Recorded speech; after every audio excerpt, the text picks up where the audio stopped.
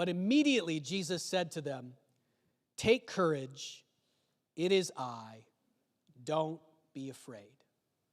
In this one, now here's where we get to the real kind of Bible code that Jesus speaks in. Jesus says these words to them, and he changes their entire view of the universe in these three very short sentences. And we read it and we're like, what? He just says, don't be afraid. He's here.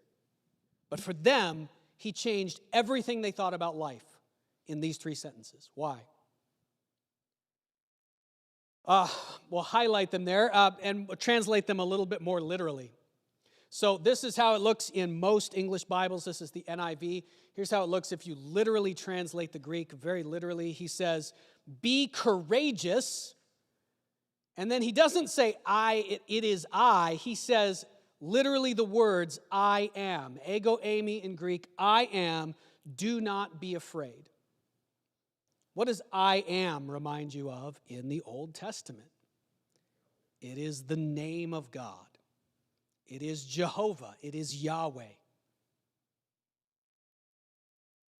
He is identifying himself for these guys. Now, in the context especially, he is walking on the water in the darkness and the waves, just like Yahweh. And then he says to them, be courageous. And does that remind you of anything in the Old Testament?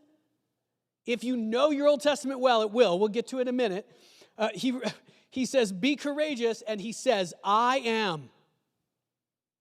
And they do not miss what he's saying.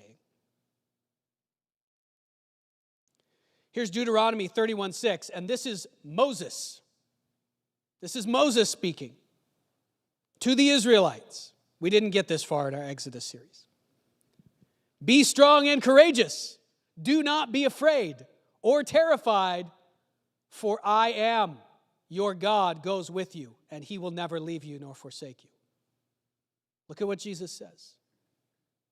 He is quoting Deuteronomy 31. Quoting Deuteronomy 31. Not exactly, not verbatim. He leaves out, he changes it a little bit. These guys did not miss what he's saying. And you'll see why we know that they didn't miss it in just a minute.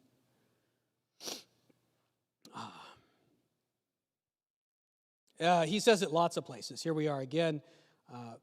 So the point here, and what Jesus is getting across to these Israelites in the strongest possible terms, is something that is very remarkable. It is something that they could not, I don't imagine they comprehended it in anything like its fullness on this first day. He is getting across to them the fact that he is the God of the Old Testament. Not just that he's the Messiah. They already knew that.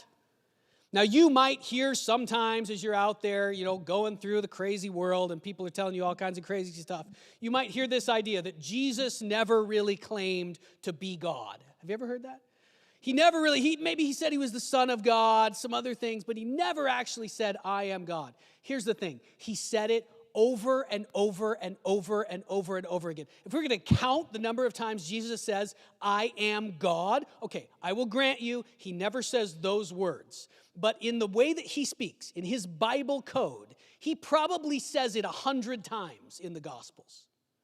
We could probably spend a whole sermon series just going through all the different ways that Jesus identifies himself, not just as the Son of God, not just as the Messiah, not just as a prophet, but as the God who created the universe himself, embodied in a human being.